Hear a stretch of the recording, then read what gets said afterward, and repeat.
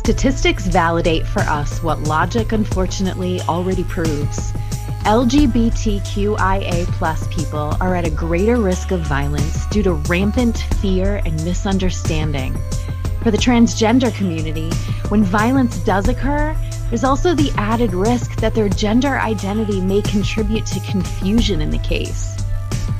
Investigative and prosecutorial practices have been traditionally written for populations that don't include diversity.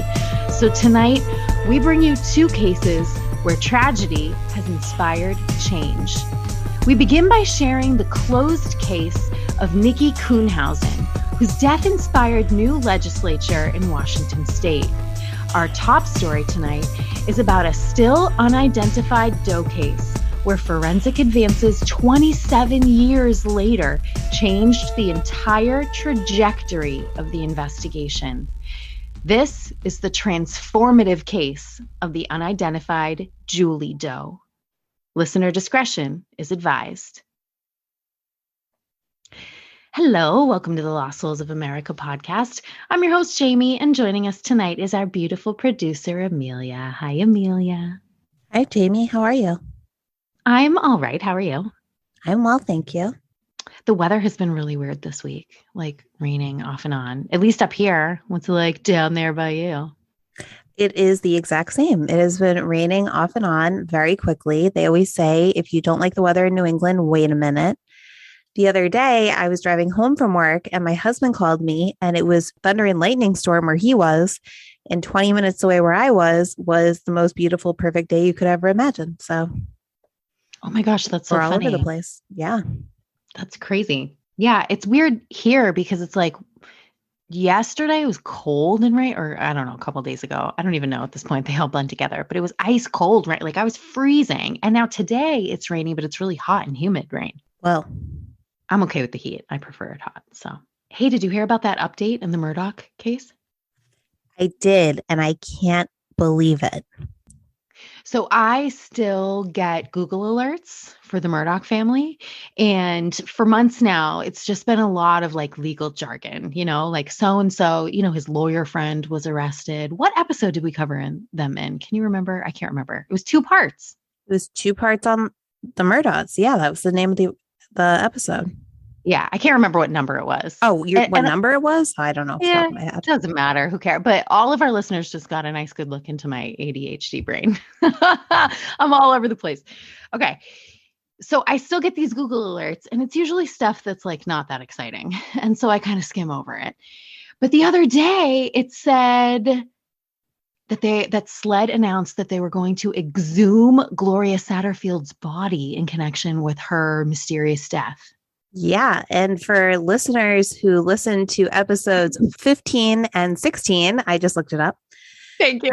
Gloria was the housekeeper who was found dead at the bottom of the stairs. Yeah. And in our episode, we actually play the 911 call for you. And it still gives me the creeps to this day because I felt like they were so kind of flippant and dismissive, almost as if she was like inconveniencing them by dying on her lawn. It was awful.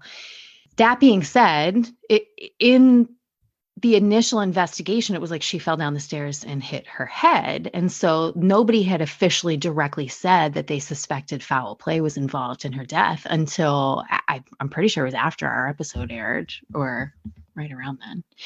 But so SLED, who's the investigative team in the area, was announcing that they were going to exhume her and figure out foul play. And I'm telling you, Amelia, in that episode, I don't remember exactly what I said, but that was kind of one of my theories that we talked about a little bit when we were like kind of putting our own ideas on it. We were saying how, because he ended up charged with crimes in connection to the insurance fraud associated with her death, which he then pled guilty to. But they were saying that they suspected foul play in her death. And that's what I was wondering in our episode when we talked about it. Like, did somebody plan her murder on purpose to steal the insurance money? Because it was a whole big scheme. It was like a whole big thing. Right. They completely defrauded, not just steal the insurance money, but like defrauded her sons. It was a whole horrible scheme. Yeah, it's awful. And I hope they find it. I hate it when bodies are exhumed. I think from just a spiritual standpoint, I don't like it. Oh But my God, it's horrible. hopefully it leads to something. I mean, maybe the police didn't say anything, but I think me, you, and every other podcaster doing these true crime things, we all thought the guy was guilty as hell and that something had happened. And we had said, could it be that? Could she have seen something? It could be anything. When there's like a whole bunch of murdered people around someone, eventually people are going to take notice.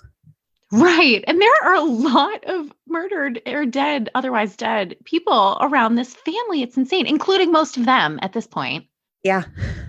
So speaking of that, so the two people that made the 911 call that day when Gloria Satterfield allegedly fell down the stairs and split her head open, the two people that were there that made that call were Maggie Murdaugh and Paul Murdaugh. And those two have since been shot and murdered themselves. And now I've heard a rumor, even though when we reported on it in our episode, we said that, what was his name? Oh, Alec Murdaugh. I can't even remember. My brain is all over the place. Alec Murdaugh allegedly had an alibi that night. I guess he was with his dying father and a bunch of people saw him, which to me doesn't really mean that much because he was rich and embezzling money regularly. So like, I'm sure he had connections to hire somebody, but I've heard rumors swirling now, nothing official, that he's suspected to have done it. Like not only hired somebody, but like did it. Yeah. I think that's what happened. What kind of a horrific person do you have to be to kill your own family? I mean, I understand that he was already like a pretty egregious criminal, but I can't even fathom being that deep, like in your own problems that you would, I just can't. Oh, because I'm a decent human being who has a soul. Hey, what do you know? Yeah. When you start worshiping the almighty dollar, I mean, things happen. Yeah. Yeah, that's true. I read a study one time and I don't know what the number is and I can't quote it because I'm just saying this off the top of my head, but I read something one time that said that there's like been studies done that there's a specific dollar amount that makes you crazy. Like I haven't heard of that, but when you get like people who just like lack, I don't know, who get really into like mobby kind of stuff, like really black market stuff, bad stuff. I mean, there's just bad people out there. Oh, I bet there's stuff that the police probably know about at this point that we don't have access to because SLED keeps things pretty quiet. I bet the stuff that this guy has done will blow our minds once the tell-all finally is released. Yeah. That's my guess. Anyway, let's watch and see. I'm curious. I check that one every day to see what new craziness unfolds. Okay, so we can and we will talk about, statistics on violence against the transgender community tonight, but here's something that I want to talk about as well. What happens after that? How does being a transgender person affect the criminal proceedings, the forensics, the investigation, the defense, the jury's opinions, etc.? So we're going to take a look at just, a tiny fraction of that tonight as we speak about these women. We're going to begin by sharing a case with you that is actually closed, but it's a really good example of some very real fears that young transgender people have to navigate in addition to the burdens of, trying to figure out how the hell to date or like navigate or make your own way in the world, We're also going to share with you an absolutely wild journey that one woman has taken even after her unfortunate death and how her story has created a movement. Okay, Amelia, are you ready to hear all about the cases of Nikki Kuhnhausen and Julie Doe?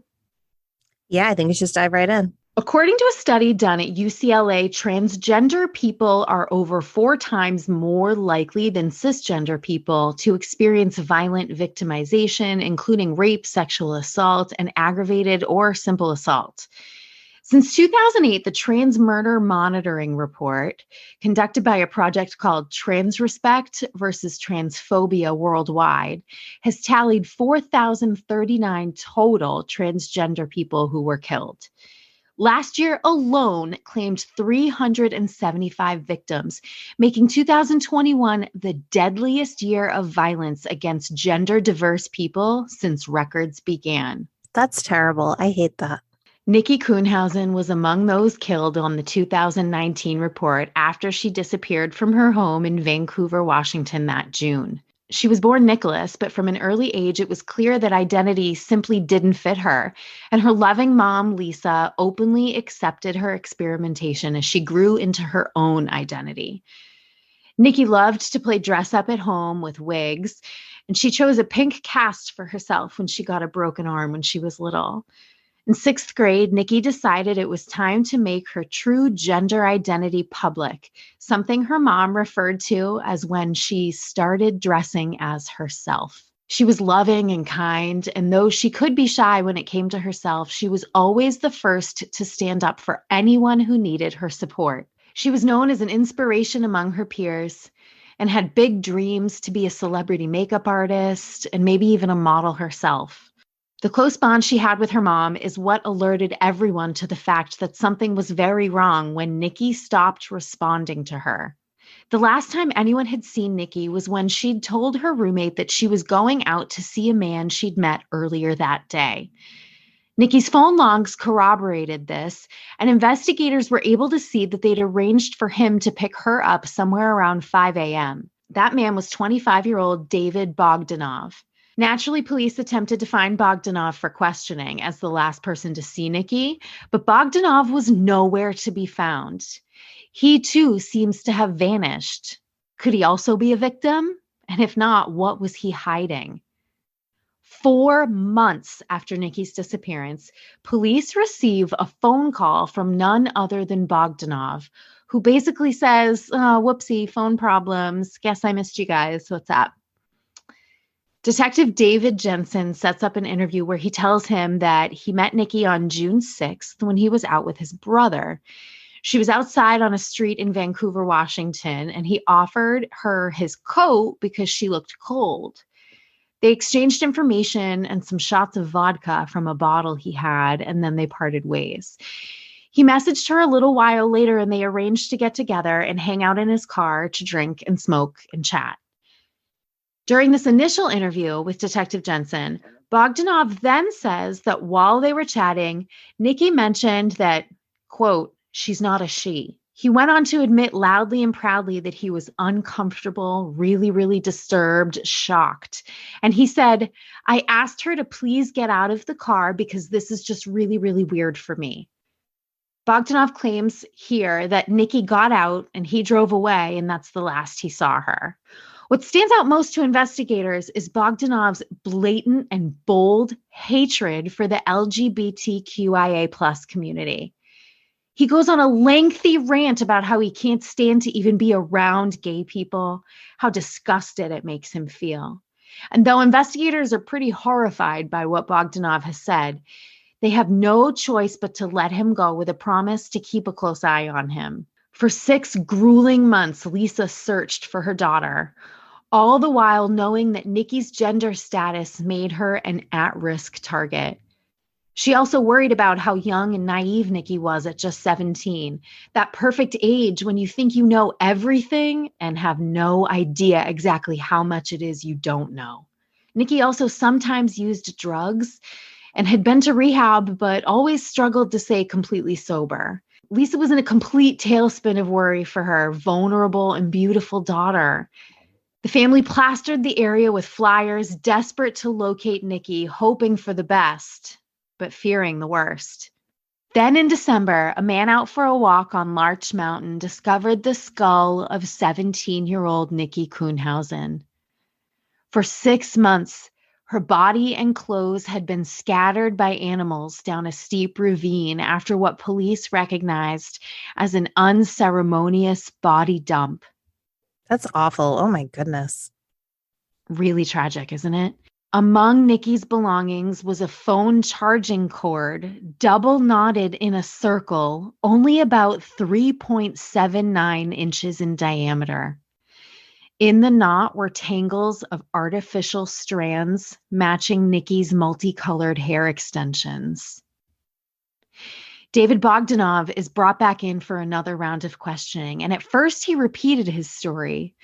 They confronted him with the evidence that his phone records show him on Larch Mountain the morning of Nikki's disappearance. Despite saying that he was at work at his family's company, at this point, Bogdanov knew he was caught and called for a lawyer. So police said, okay, sure, because we found Nikki and you're under arrest for her murder. Bogdanov eventually confessed to the murder of Nikki Kuhnhausen, but he claimed it was in self-defense. The new version of his story is that the pair began making out, and when things got heavier, he discovered that her parts were not what he expected, and he freaked out. He said that Nikki kicked him in the chest to get off of her and then reached toward the gun, which he says he had just sitting on top of his center console. He says he strangled her with the charger to his phone in self-defense because she wanted to kill him for his opinion on rejecting her. He then disposed of her body over the edge of the ravine and fled the country because he was scared he may get in trouble for protecting himself. I call BS. Yeah. Yeah. All of us listening know that the story is complete bullshit. But like, she reached for my gun, so that was right there in front of both of us. So I found my phone charger and strangled her with it. What? Right. You would just get the gun. Right. Yeah. Like, what? Yeah, exactly. And so the phone cord as the murder weapon is the significant evidence here, because you may remember the way that I said that it was knotted with the hole in the center being less than 4 inches in diameter. Amelia, the average woman's neck is 12 to 14 inches wide circumference. We also need to keep in mind that it takes 3 to 5 minutes to strangle someone to death, okay? So that means that David Bogdanov, in self-defense and fear for his life, knotted his phone cord and strangled Nikki Kuhnhausen so hard for 3 to 5 consecutive minutes that he crushed her windpipe, esophagus, and spine to a mere 4-inch circumference by accident in self-defense with no other choice because she was going to kill him. Yeah, it doesn't make sense. Right. Bogdanov's trial was held with a live Zoom feed in August of 2021. After 2 days of deliberations, he was found guilty of 1 count of second-degree murder of Nikki Kuhnhausen and 1 count of malicious harassment, a hate crime in the state of Washington. Lisa Woods cried through the victim impact statement, remembering her daughter and mourning for the things they'd never get to do together. Bogdanov was given the maximum sentence as Lisa requested, which, by the way, was only 19 and a half years plus 12 months. Lisa has continued looking for ways to help others in Nikki's memory, and she joins the ranks of so many other parents that we've spoken about here on this show.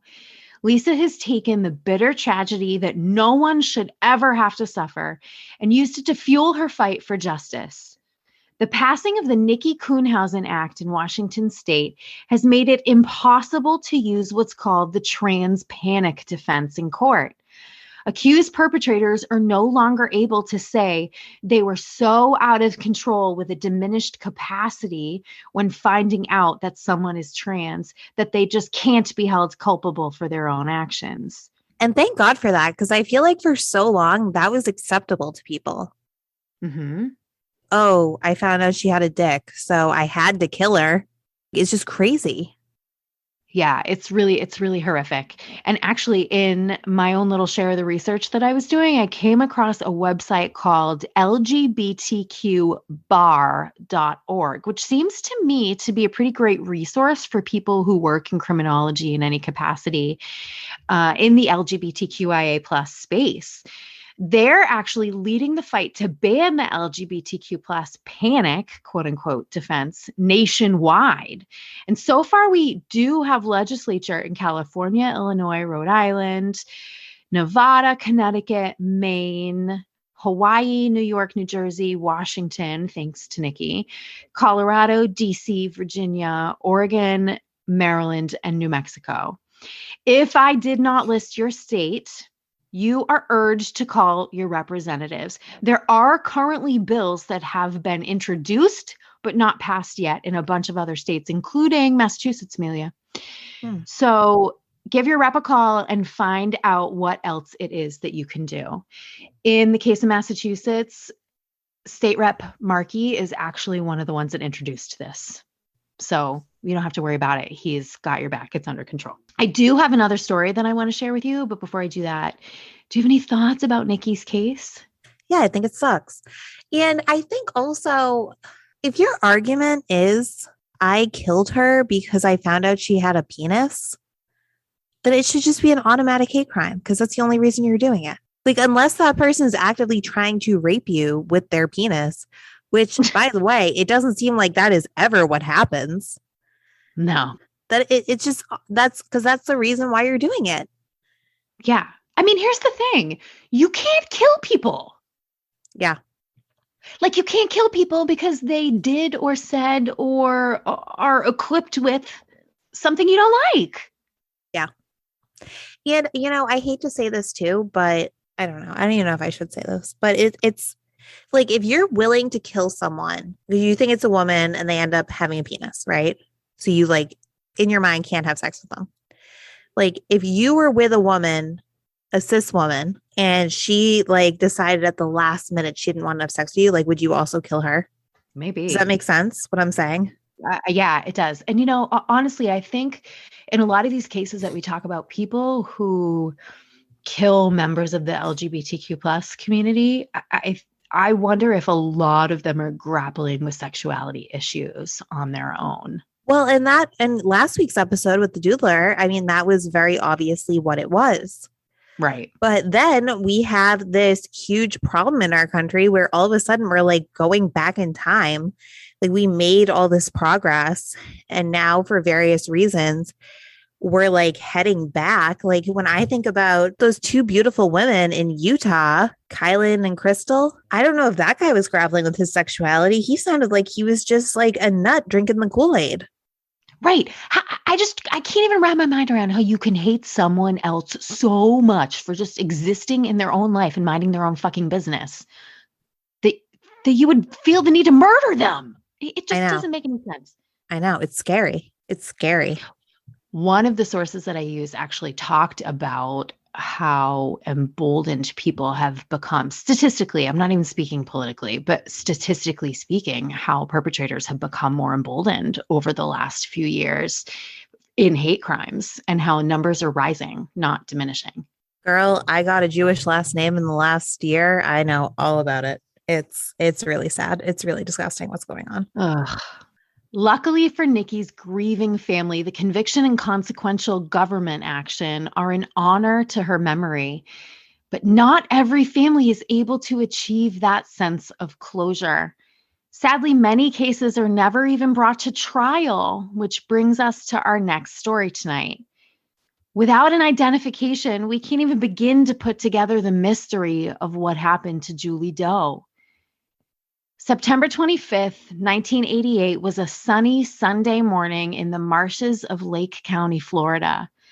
A man foraging for cypress lumber stumbled upon the remains of a woman among the swampy brush.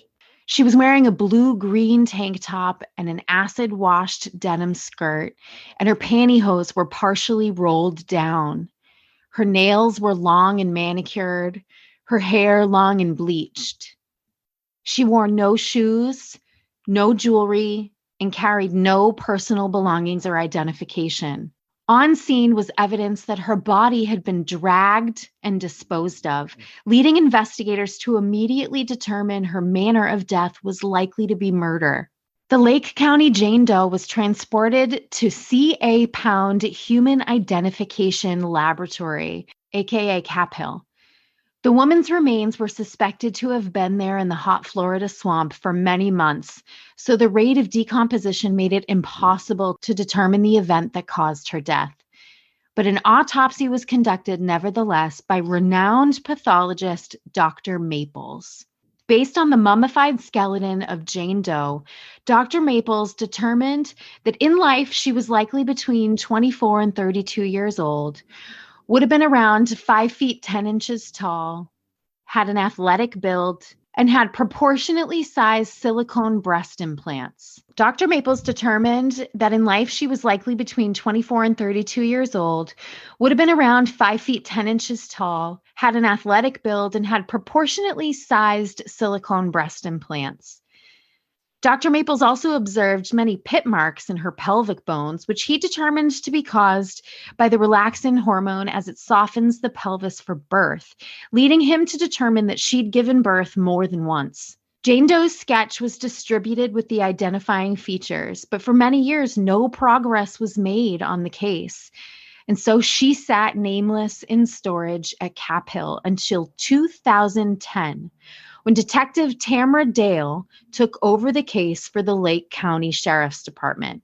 Recently, she'd had some success with more advanced genetic testing in other Doe cases, and she was eager to take a new look at this one. She approached the director of Cap Hill, Dr. Michael Warren, a former student of Dr. Maples, who just so happened to remember the case. Though it took years of pushing, funding finally came through for some testing, which revealed a bombshell. In 2015, the early stages of Jane Doe's genetic testing revealed she had an XY chromosome, meaning she'd been assigned male at birth. Dr. Warren reviewed the findings of Dr. Maples' work and realized that the pit marks in her pelvis were the results of female hormones after all, but not from childbirth, from feminine hormone therapy. The forensic students in the lab who were working on Jane's case felt it only fair that they give her a unique new name to distinguish her unique character. And they took their inspiration from the 1995 movie To Wong Foo, Thanks for Everything, Julie Newmar.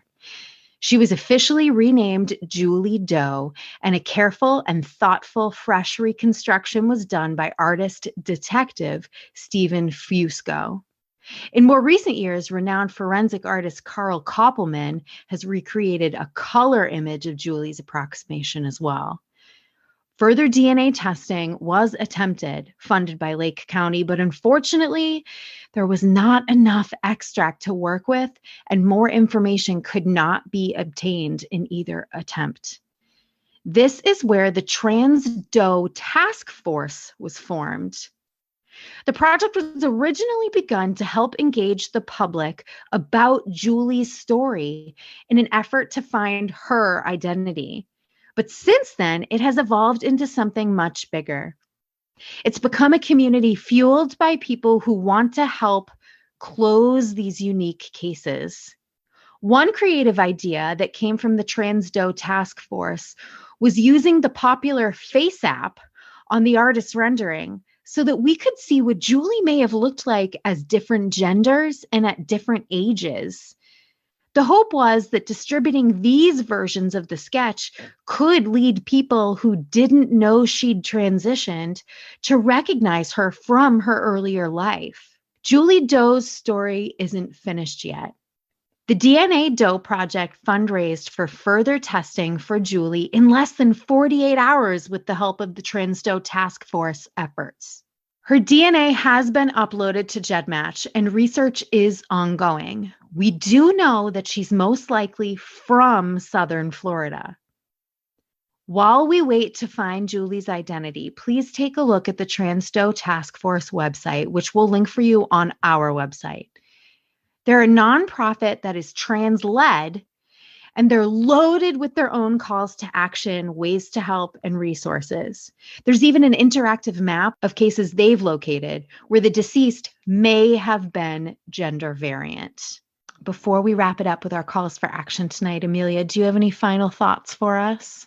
Just that I hope this stops, and I hope people, mind their own business and support other people's right to privacy in their lives and stop being so hateful and angry.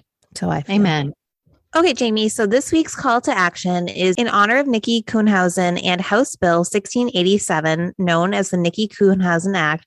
Visit LGBTQ bar.org to see where your state stacks up on the LGBTQ plus panic defense. Then call your local government and get involved. Please check out our website and see if any of the photos of Julie Doe looks like someone you knew prior to 1988. Share those images, especially if you have long-standing family in Southern Florida.